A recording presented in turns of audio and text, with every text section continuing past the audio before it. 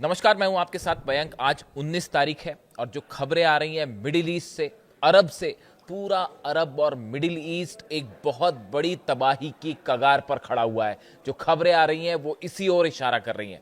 आज मैं आपसे कुछ ऐसे मुद्दों पर चर्चा करना चाह रहा हूं जो आपको जो हालात दिखाई दे रहे हैं इस समय मिडिल ईस्ट में, रूस में, अमेरिका, इजराइल, इनके पीछे, पर्दे के पीछे कुछ ऐसे खेल चल रहे हैं जो बहुत बड़े सवाल खड़े कर रहे हैं। देखिए, सबसे पहले हम शुरू करते हैं रूस से। क्या आपने ये बात नोटिस की? पिछले 3 दिनों के अंदर, खास तौर पे जब से डोनाल्ड ट्रंप चीन के दौरे से वापस आए हैं, उसके बाद से यूक्रेन की तरफ से लगातार रूस पर हमले बहुत तेज कर दिए गए हैं। मॉस्को पर हमले हो रहे हैं। एक दिन में 500 से ज्यादा ड्रोन्स फायर किए गए। 48 घंटे के अंदर 500 से ज्यादा ड्रोन्स फायर किए गए। क्रूज मिसाइल्स फायर की गई हैं। मॉस्को में रिंग ऑयल पाइपलाइन पर धमाका हुआ है, क्रूज मिसाइल गिरी है। देखिए, मैंने पहले भी आपको इस तरह का वीडियो बनाया है और यह बात आपको बताई है कि आप देखें, जब भी ईरान की तरफ से कोई एक्शन होता है या कुछ इस तरह की खबरें आती हैं कि ईरान की तरफ से कोई बड़ा कदम उठाया जाने वाला है, उसी समय रूस की किसी ना किसी ऑयल के ठिकाने पर बड़ा हमला होता है। क्या ये हमले डोनाल्ड ट्रंप के इशारे पर हो रहे हैं? बड़े सारे डिफेंस एक्सपर्ट इस बात को मान के चलते हैं कि मॉस्को पर जो अटैक हो रहे हैं, रूस की ऑयल रिफाइनरीज पर जो हमले हो रहे हैं, ये हमले डोनाल्ड ट्रंप और अमेरिका के इशारे पर हो रहे हैं और जेलेंस्की इसका मोहरा बने हुए हैं। जो हमले हुए हैं उनमें जो ड्रोन्स का इस्तेमाल हो रहा है वो तो खैर ठीक है ही, यूक्रेन की तरफ से स्वार्म ड्रोन्स का इस्तेमाल हो रहा है, लेकिन अब क्रूज मिसाइल्स भी फायर हो रही हैं और वो भी मॉस्को पे। ये सीधा सीधा इंडिकेशन है इस बात का कि डोनाल्ड ट्रंप दबाव बनाना चाहते हैं रूस को लेकर। अब आप जरा घटनाक्रम को समझिए कि कैसे घटनाक्रम होता है। पहले खबरें आती हैं कि मॉस्को के ऊपर अटैक हुआ है, अब तक का सबसे बड़ा हमला जंग के बीच का। मिसाइल्स गिर रही हैं, ड्रोन्स गिर रहे हैं। इसी हमलों के बीच में खबर आती है कि यूएई में, अबू धाबी में न्यूक्लियर प्लांट जो है अल धफरा में, बरका, उसके ऊपर ड्रोन अटैक होता है। 3 ड्रोन से स्ट्राइक होती है, उसमें से 2 ड्रोन हवा में तबाह कर दिए गए, तीसरा ड्रोन जो है उसके जनरेटर पर गिर गया। इसके साथ ही खबर आती है क्या कि इजराइल के बेत शेमेश में जो है वो सबसे बड़ी जो उनकी रॉकेट बनाने वाली कंपनी है, जो कि एरो 3 की मिसाइल्स बनाती है और रॉकेट बनाती है, उसके ऊपर हमला होता है और वहां पे इतना बड़ा धमाका जैसे कि कोई एटम बम फटा हो, इस तरह का धमाका होता है। क्या इन तीनों धमाकों के बीच में कनेक्शन है? मॉस्को पर हमले, नतीजा यूएई पर हमला, नतीजा इजराइल पर हमला। इस बात को समझिए। देखिए, ये कहानी सिर्फ ईरान और अमेरिका के बीच की नहीं रह गई है। चीन ने बड़ा झटका दिया है डोनाल्ड ट्रंप को और ये अब तक की सबसे बड़ी डिप्लोमैटिक और फॉरेन पॉलिसी की हार मानी जा रही है अमेरिका की। जब डोनाल्ड ट्रंप बीजिंग से वापस लौट रहे थे, उनका चेहरा बता रहा था कि हकीकत क्या है। दुनिया का सबसे बड़ा शक्तिशाली देश होने का ताज अब डोनाल्ड ट्रंप से चिढ़ चुका है और मैं डंके की चोट पर यह बात कहने के लिए तैयार हूं। आज हालात यह हैं कि अमेरिका हुआ करता था सुपर पावर, अब नहीं है। और ये बात जिनपिंग ने साबित कर दी है, ये बात पुतिन ने साबित कर दी है, और सबसे बड़ी बात, ये बात ईरान ने साबित कर दी है। अब देखिए कहानी क्या है। कहानी ऐसी है, आप जरा देखिए, इस बात को एनालाइज कीजिए। कल हमने इस पे विस्तार से वीडियो बनाया था कि जिस तरह से अल धफरा में, अबू धाबी में बरका जो न्यूक्लियर प्लांट है, इस पर जो स्ट्राइक हुई, ये स्ट्राइक कैसे हुई जरा समझने की कोशिश करिए। 3 ड्रोन आते हैं, उसमें से 2 मार गिराए गए, तीसरा गिर गया, तीसरे ने जो है हिट कर दिया। अब ये ड्रोन कहां से आए? बताया ये जा रहा है, खुफिया जो एजेंसी से खबरें आ रही हैं, मैं इस पर नजर बनाए बैठा हुआ था कि इसको लेकर क्या बयान सामने आता है कि आखिर अबू धाबी तक ये ड्रोन आया किस रास्ते से। बताया ये जा रहा है कि इसने सऊदी के एयर स्पेस का इस्तेमाल किया गया इस ड्रोन के हमले पे। अब ये कैसे हो सकता है? आप खुद सोचिए। इस समय यूएई पूरी तरह से ईरान के टारगेट पर है। फुजेरा पर इतने सारे हमले हुए, इजराइल ने अपना आयरन डोम भेज रखा है। आयरन डोम क्या इस न्यूक्लियर, इकलौता न्यूक्लियर प्लांट है मिडिल ईस्ट का जो कि साउथ कोरिया की मदद से लगाया गया है और यूरेनियम जो है इसमें आदान प्रदान अमेरिका करता है। अब आप ये बताइए, क्या आयरन डोम सिस्टम जो इजराइल से आया है, क्या वो अल-दफरा में बरका न्यूक्लियर पावर प्लांट के आसपास आयरन डोम नहीं लगाया होगा? और नहीं लगाया तो क्यों नहीं लगाया? और अगर लगा था डिफेंस सिस्टम तो भी ये हमले कैसे हो गए? ये बहुत बड़ा सवाल है। सऊदी की एयर स्पेस का इस्तेमाल कैसे हुआ? क्या आप ये कहना चाह रहे हो कि हुतीज ने यमन से फायर कर दिए ड्रोन? इस जंग के हालात के बीच में जब सऊदी निशाने पर है, जब दुबई निशाने पर है, अबू धाबी निशाने पर है, और ईरान ये कह रहा है कि अगर जंग होती है हम पूरे यूएई को जला देंगे। ये बयान आया है आरजीसी के अधिकारी की तरफ से कि अगर हम पर यूएई की तरफ से हमला हुआ तो ना दुबई बचेगा, ना अबू धाबी बचेगा, और ना बुर्ज खलीफा बचेगा, पूरे यूएई को हम आग लगा देंगे। ये बयान आ रहे हैं आरजीसी की तरफ से। ऐसे समय में यूएई ने जो भारी भरकम आयरन डोम लिया है इजराइल से, उसको अपने न्यूक्लियर पावर प्लांट के आसपास नहीं लगाया। देखिए, बहुत सारी चीजें ऐसी हो रही हैं जो सामने कुछ हो रही हैं और पीछे कुछ हो रही हैं। यह हमला किसने कराया ये अभी तक साफ नहीं हो पाया। ये हमला कैसे हुआ यूएई के न्यूक्लियर पावर प्लांट पे, ये अभी तक साफ नहीं है। और अगर कोई कुछ क्लेम कर भी रहा है तो भी इस बात की कोई गारंटी नहीं कि वो बात सही है। आप खुद सोचिए, अगर सऊदी के एयर स्पेस का इस्तेमाल हो रहा है, कोई ड्रोन सऊदी का एयर स्पेस क्रॉस करते हुए यूएई में एंटर करता है और न्यूक्लियर पावर प्लांट पे गिर जाता है ड्रोन, और मिसाइल गिरेंगी तो फिर क्या होगा? अगर खुर्रम शहर गिर गई यहां पे तो क्या होगा? फतह 2 गिर गई तो क्या होगा? सेजिल गिर गई तो क्या होगा? तो पूरा न्यूक्लियर प्लांट टूट जाएगा, तो फिर तबाह हो जाएगा। अगर यहां पे अगर रेडिएशन हो जाता है यहां पे, तो बस सऊदी खत्म, मैप से मिट जाएंगे सऊदी और यूएई और आसपास के जितने देश हैं वो। पूरा अरब जल के खाक हो जाएगा अगर यहां से रेडिएशन हो गया तो। अब आप देखिए, कहने का मतलब यह है कि ये हमले किधर से हुए किसी को नहीं पता। इराक में 2-2 बेस चल रहे हैं इजराइल के, संभवतः पढ़ा ही होगा आपने। इराक में खुफिया तरीके से इजराइल ने अपने 2 बेस बना रखे हैं, एयर बेस। और आप देखिए, कई सारी स्ट्राइक्स जो यूएई में हुई हैं उसमें ड्रोन्स इराक की तरफ से फायर किए गए। आप समझिए इस बात को। ये हमले किसने करवाए किसी को नहीं पता, सच नहीं पता। हो सकता है इजराइल ने करवाए हो सकता है यमन से आया हुआ हो सकता है ईरान से आया हुआ, बहुत सारी पॉसिबिलिटीज है। पर्दे के पीछे बड़ा खेल चल रहा है जो कि समझना होगा। हूती की तरफ से एक फायर किया गया मिसाइल, और बताया जा रहा है कि उसमें जो है अमेरिका का ड्रोन जो है वो मार गिराया है हूती ने। यानी हूती की भी एंट्री हो चुकी है।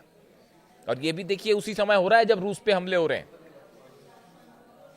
आप समझिए, हूती भी कई जगह से कमांड ले रहा है। ऐसी बात नहीं कि वो सिर्फ ईरान की बात मान रहा है, हो सकता है रूस की भी बात मान रहा हो हूती। और ऐसी सिचुएशन में जो सबसे एडवांस ड्रोन है अमेरिका का, उसको हूतीज ने अपनी मिसाइल से मार गिराया। अब क्या आप ये कहोगे कि ये यूएई पर जो हमला हुआ ये हूतीज ने कर दिया, अपने ड्रोन बेच के कर दिया? तो फिर अब जब क्रूज मिसाइल मारेगा फिर क्या होगा? ये तो बड़ी हैरान करने वाली खबरें हैं जो जिस तरह से ये खबरें चल रही हैं। अब इसके अलावा आप देखिए, डोनाल्ड ट्रंप चाहते हैं कि लवान आइलैंड पर यूएई हमला करे। ईरान का वो आइलैंड जहां से हॉर्मूज के पास का वो इलाका जहां से जहाज निकलते हैं, वो लवाना आइलैंड जो है, लवाना आइलैंड पे है, वो कब्जा करना बहुत जरूरी है। उसके बिना कोई भी मिशन हॉर्मूज में नहीं हो सकता। तो अब डोनाल्ड ट्रंप ये चाहते हैं कि यूएई हमला करे पीछे से। जो है थ्योरी आपने देखी होगी, कई जगह छपी है, कई अखबारों में छप गई है अमेरिका के और ब्रिटेन के, जो ये कह रहे हैं कि साहब ये थ्योरी चल रही है कि डोनाल्ड ट्रंप जो है चाहते हैं कि यूएई हमला करे, हम पीछे से मदद करें। यानी फूट डालो राज करो वाली जो नीति है, जो स्कूल में 4th क्लास के बच्चों को पढ़ाया जाता है, हिंदुस्तान में जब पढ़ाई होती है तो वो 4th स्टैंडर्ड के बच्चों को पढ़ाया जाता है कि अंग्रेज भारत आए थे, उन्होंने जो है फूट डालो राज करो की नीति अपनाई और आपस में लोगों को लड़ा के हिंदुस्तान पर राज किया। तो अब बस वैसे ही जो है वो मिडिल ईस्ट में हो रहा है कि आप सऊदी को ईरान से लड़ा दो, यूएई को ईरान से लड़ा दो, और बदले में ऑयल कैप्चर कर लो, नेचुरल रिसोर्सेस कैप्चर कर लो। और पर्दे के पीछे कितने सारे, कौन किसके साथ है यही क्लियर नहीं है साहब। कौन किसके साथ खेल रहा है, कौन किसके खिलाफ खड़ा हुआ है। सऊदी क्या करेगा इस पोजीशन में? अगर यूएई हमला करता है तो क्या सऊदी चुप रहेगा? कतर क्या करेगा ऐसे सिचुएशन में? बड़े सारे सवाल हैं जिनके कोई जवाब ही नहीं है। और हर आदमी यहाँ पे, आप किसी भी कोई भी घटना होती है आपको ये पता ही नहीं चल पाएगा कि इसकी हकीकत क्या है। वो इजराइल में जो धमाका हुआ वो आपको क्या लगता है कैसे हुआ होगा धमाका?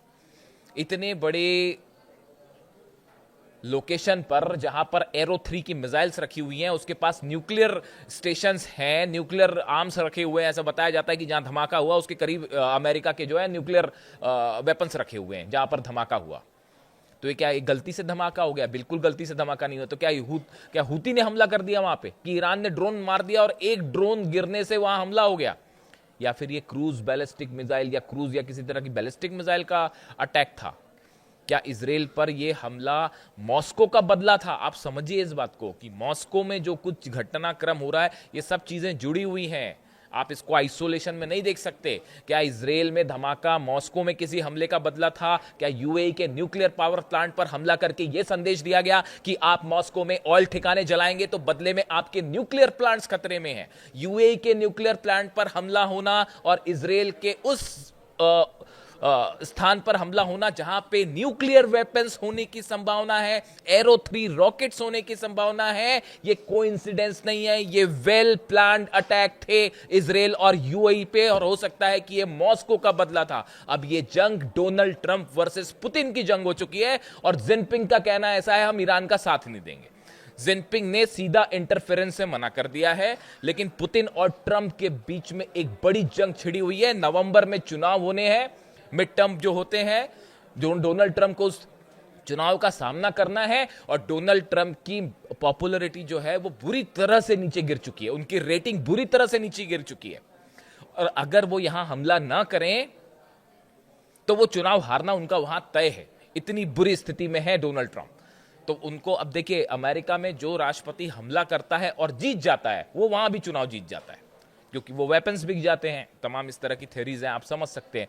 बड़ा डेवलपमेंट है मिडिल ईस्ट में, कम से कम 25 ऐसे प्लेन्स देखे गए हैं रडार्स पे जो कि मिडिल ईस्ट से अमेरिकन सोल्जर्स को लेके यूरोप की तरफ बढ़ गए हैं। वजह क्या है? हर उस लोकेशन से अमेरिकन सोल्जर्स को हटा लिया गया है जहां पर ईरान हमला कर सकता है। यह सबसे बड़ा संकेत है इस बात का कि जल्दी ही अटैक होने जा रहा है। पिछली बार जिस तरह से बेस जले, 16 बेस तो पूरी तरह से तबाह थे, तो अब फिर से कहीं ऐसा हमला ना हो, अमेरिकन सोल्जर्स की कैजुअलिटी होगी बिल्कुल, वो तो छोड़ेगा थोड़ी ईरान। तो ऐसे हालात में पहले उनको हटाने का काम शुरू हो गया कि कहीं अमेरिकन सोल्जर्स यहां ना मारे जाएं, तो उन्हीं जगह चीजों को रखा जाए जहां से अटैक करना है। तो ये एक बड़ा मूवमेंट है। उसके अलावा जो 5th फ्लीट है बहरीन में, जिसका हेडक्वार्टर है, जो पूरी तरह से तबाह किया गया था, वहां फिर सही किया गया। अब वहां पे बताया जा रहा है कि दूसरा एयरक्राफ्ट कैरियर भी जो है अमेरिका का, उसके आसपास 5th फ्लीट में शामिल हो चुका है। तो ये भी एक स्ट्राइक की जो है सामने की सीधी सीधी बात है। इसके अलावा देखिए, डोनाल्ड ट्रंप और नेतन्याहू के बीच एक हफ्ते में 2 बार फोन पर बात हो गई है, और जो पिछली बात हुई है, बताया जा रहा है कि उसमें यह प्लान तय हो चुका है कि अब क्या करना है। डोनाल्ड ट्रंप की सिचुएशन रूम में बड़ी मीटिंग है अपने अधिकारियों के साथ, जिसमें इस प्लान पर फाइनल मूवर होगी कि किस तरह से ऑपरेशन करना है। क्या खार्ग आइलैंड पर ग्राउंड ऑपरेशन करना है? क्या यूएई को आगे रख के हमला करना है? क्या नेतन्याहू के ऊपर छोड़ दिया जाए कि वो हमला करें, पीछे से बैकिंग की जाए? इस तरह की तमाम चीजें हैं, हो रही है, इस तरह के तमाम प्लान हैं। लेकिन ईरान की तरफ से एक ही प्लान है। ईरान की तरफ से प्लान बड़ा साफ है कि अगर ईरान पर हमला होता है, पूरे अरब देश एक बार फिर जलेंगे, 12 के 12 देश फिर जलेंगे। सब पर मिसाइल्स लोकेशन करके तैनात कर दी गई है। मिसाइल्स, जो इंफॉर्मेशन मेरे पास है उसके मुताबिक, कितनी मिसाइल्स कौन से देश पर गिरेगी, किस लोकेशंस पे गिरेंगी, वो सब का सब तय है। और इस बार पिछली बार से ज्यादा भयानक हमला होगा, क्योंकि ये बताया जा रहा है, डिफेंस सर्कल में इस तरह की चर्चा है कि अमेरिका जब भी हमला होगा वो एक बार में भयंकर हमला होगा। हमने देखा पिछली बार की एक मिसाइल का एक वेव आती थी, एक लहर आई, हमले हुए, फिर रुक गया, फिर रात को दूसरा हमला हुआ, फिर अगले दिन हमले हुए। इस बार ऐसा नहीं होगा, शायद ऑल आउट वॉर एक साथ होगा। नतीजा यह है कि ईरान की तरफ से पलटवार भी ऑल आउट हो सकता है। यानी हालात बेहद। और देखिए, दूसरी चीज मैंने जहां से शुरुआत की थी कि यहां पे अभी जो हालात है, मॉस्को पर हमले हो रहे हैं, क्या डोनाल्ड ट्रंप के कहने पर हमले हो रहे हैं? क्या मॉस्को पे हमले का बदला यूएई की तरफ से, यूएई में धमाका करके मैसेज दिया गया, इजराइल में धमाका, बेत शेमेश में धमाका करके दिया गया? बड़े सारी चीजें हैं। सऊदी अरब की क्या भूमिका होगी, यूएई की क्या भूमिका होगी, कतर का क्या स्टैंड होगा? एक मैप जारी कर दिया अमेरिका ने, जिसमें दिखाया गया कि ईरान पर सब 12 देशों की तरफ से आसपास से हमला होगा। कौन सा देश किस भूमिका में होगा, कुछ भी क्लियर नहीं है।